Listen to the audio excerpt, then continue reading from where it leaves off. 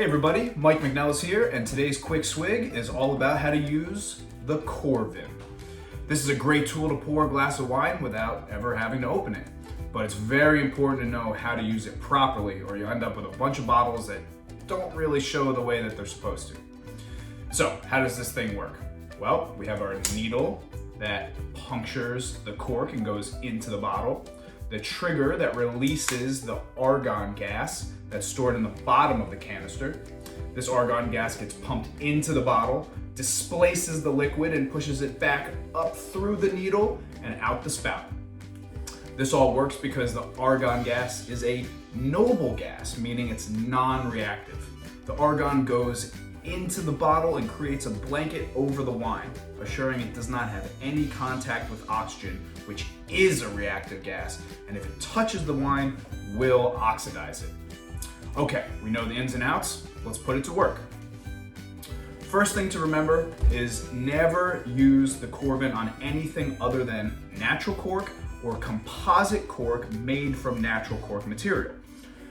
Also, always make sure the Coravin needle is clean. We don't want any cork fragments or residue from a previous wine going into this bottle. So we just want to give it a quick pump to blast out anything that might be in the needle. We're going to slide the Coravin into the up position, place the clamp around the neck of the bottle. We're going to make sure that there is no gap in between the needle and the cork. Slowly push the needle in, turn the bottle on its side, and give it the old 1 Mississippi on the trigger. There it goes. Nice, right?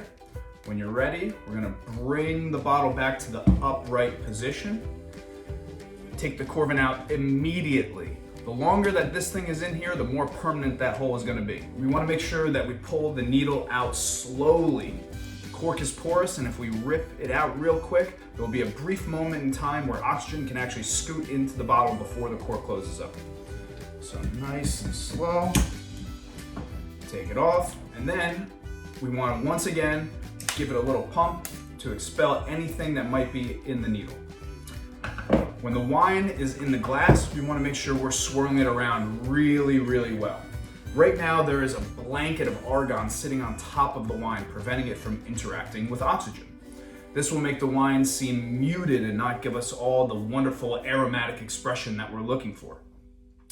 Next, we need to make sure that we're storing these bottles properly. Now, even if this is a white wine, do not store it in the fridge. The cold air in the fridge will make the cork contract and open up any punctures that you made that day, allowing some oxygen to get in. Second, store the wine on its side. This will assure liquid contact with the cork and not let it dry out. Now, if you go back to use the Coravin on the same bottle a second or third time, make sure you don't go through the same spot on the cork. And finally, make sure you know your bottles. Big, structured, concentrated, powerful reds that have aging potential work great with this device because they can stand up to a little bit of oxygen exposure. Delicate whites that are meant to be consumed young will most likely not show their best after a few uses. And cleaning is easy. You unscrew the needle, run everything under lukewarm water, towel dry, you're good to go. Thanks for tuning in for today's swig. Cheers.